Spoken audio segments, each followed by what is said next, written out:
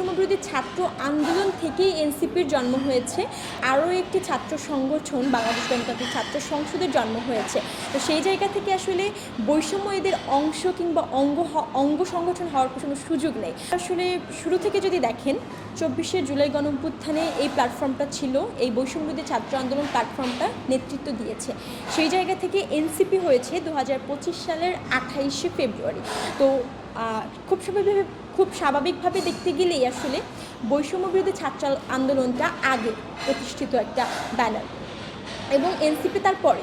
যদি বলতে চাই যে বৈষম্যবিরোধী ছাত্র আন্দোলন থেকেই এনসিপির জন্ম হয়েছে, এবং বৈষম্যবিরোধী ছাত্র আন্দোলন থেকে আরও একটি ছাত্র সংগঠন বাংলাদেশ গণতান্ত্রিক ছাত্র সংসদের জন্ম হয়েছে। তো সেই জায়গা থেকে আসলে বৈষম্য এদের অংশ কিংবা অঙ্গ সংগঠন হওয়ার কোনো সুযোগ নেই, বরং বলা চলে বৈষম্যবিরোধী ছাত্র আন্দোলন থেকেই রাজনৈতিক দল এবং ছাত্র সংগঠনের জন্ম।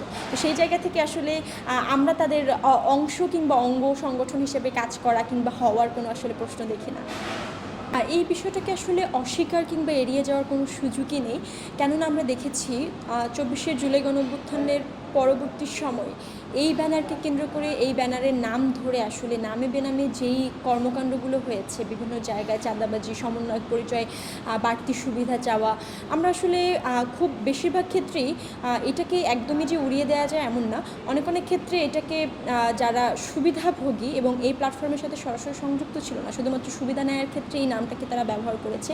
এই ধরনের ঘটনা আসলে অসংখ্য, এবং এই অসংখ্য ঘটনা যখন এই প্ল্যাটফর্মকে ঘিরে ঘটেছে, তখন আসলে বাংলাদেশের মানুষ এই বিষয়টার দিক থেকে একটু হলেও নেতিবাচক চিন্তা তাদের মনে গেঁথেছে।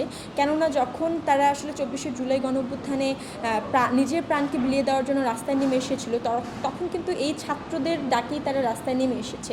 পরবর্তীতে যখন বিভিন্ন ছাত্রদের নামে নানা অভিযোগ এসেছে, সেটা সরাসরি দায়িত্বশীল না হোক, কিন্তু নামে বেনামে যখন বৈষম্যবিরোধী প্ল্যাটফর্মের নামটা এসেছে, তখন আসলে মানুষের আস্থার জায়গাটা কিছুটা হলেও ক্ষীণ হয়ে এসেছে। সেই জায়গায় আসলে অস্বীকার করার কিছু নেই। নতুন করে যদি সম্ভাবনার কথা বলি, মানুষ এখনও বৈষম্য বিরোধী নিয়ে ভাবে, চিন্তা করে, কথা বলে, এবং বৈষম্য বিরোধীতে কি হচ্ছে এইটা নিয়ে তারা জানতে ইচ্ছুক।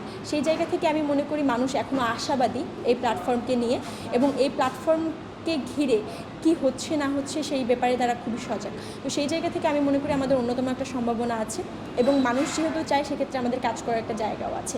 তো এই জায়গা থেকে আমাদের নানাবিধ কর্মপরিকল্পনা আমরা চিন্তা করছি, ভাবছি, কিছু কর্মসূচি আমরা সাজিয়েছি।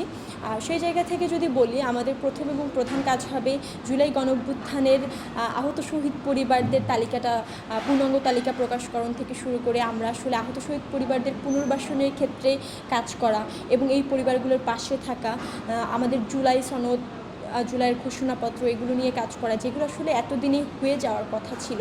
এই অসম্পূর্ণ কাজগুলো আসলে বৈষম্যবিরোধী ছাত্র আন্দোলন সম্পূর্ণ করবে।